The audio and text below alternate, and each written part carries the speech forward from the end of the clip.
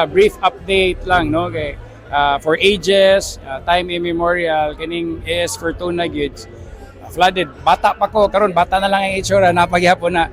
Pero ako mo tong gi-update lang nato atong mga members of the Mandaue Chamber of Commerce and Industry sa business sector na kanang wala lang ta nagtugtog sa pansita na we're doing something about it. Actually, it's 96% na ang project nato diha in coordination sa that's locally initiated, coordination sa national government connected sa Oriel Creek.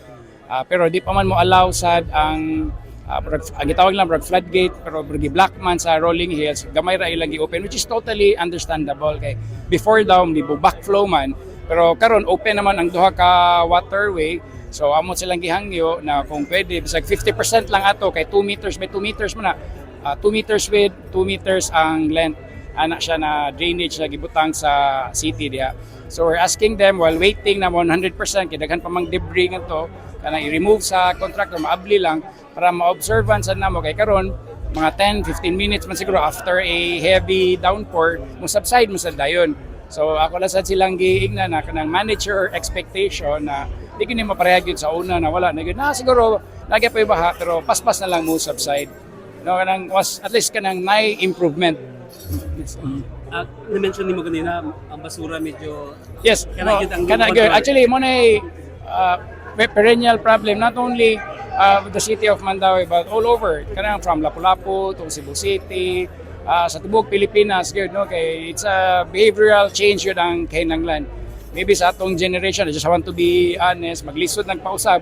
Pero we have to start them young. Munang naibagong ipasad ang atong city council na i-educate early ang atong mga batanon na kaning in terms of segregation, kung na plastic, way basura, ibutang sa bulsa. Very, very basic, but that would be very helpful. Kaya kanya itong gibuhat na drainage, once di sa kaagi ang tubig, kay matabunan sa plastic, bubakflow, magbaha, niya.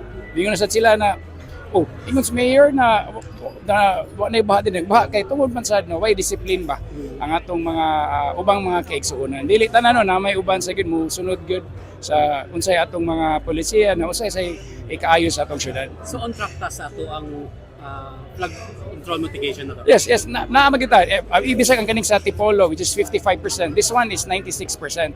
Again, ako lang i-reiterate, di man namagod part sa atong memorandum of agreement between Rolling Hills and the city of Mandaue, di nila i-fully open to ang katong floodgate until 100%. So nihangyo ta nila na pwede bisag 50% lang kay we will observe na unsa gid ang kapaspas na gid mo drain. Karon paspas na naman mo drain because of that, mas mapaspas pa gid. Na di ba kung sa una maabot sa neck deep, karon tuhod na lang, magian na lang sa sakyanan. Pero atong gusto mas ma-minimize pa gid na because of this project nato sa local government in coordination with the national. For any data, Mayor, nag-cut tag lane, so 2 lanes lang siya. Kasi update, di kana siya i-raise man na siya ang bridge diha. No, this is not a initiated by the city. This is a national project. If I'm not mistaken, kang QT man siguro na. But we support it. Kaya mas mapaspas naman ang flow diha dapita. Pero that's not a permanent solution. Makatabang lang. Ang usa sa permanent solution gitan-aw sa atong master drainage plan, we have to cut through diri sa Inodata, which is na may mga warehouse. Kanya 2 months back nakasign na tag user frac agreement sa tag-iya diha na makaagi na ta. So ako lang point is dili ra ni plano nato na muna atong gustong buhaton natay concrete plans, it's moving. Di lang yun ana kadali. No, pero at least kanang nanatay vision ba na okay na ni siya, funding na lang from the national government, hindi man kaya sa city, makalusot nga to sa ilang property, kay instead of mo see siya, mo curve pa, diretso na, mas paspas ang flow sa water dapita. Last question, Mayor. Yes. Rainy season, bagyo season, El Nino pagyod. Mensahe nimo sa atong mga fellow Mandauean. Yes, sa ako mga kaigsunan diri sa atong pinanggang syudad sa Mandaue, usara gyud ako hangyo, ako lang yung balik-balik ko magtinabangay lang gyud ang tanan no, because we can't do this alone. Dili kaya sa inyong local government lang. Kailangan natong tabang sanan from national to provincial to barangay. Kana to it needs a community involvement gud. Mora na akong hangyo. Yes.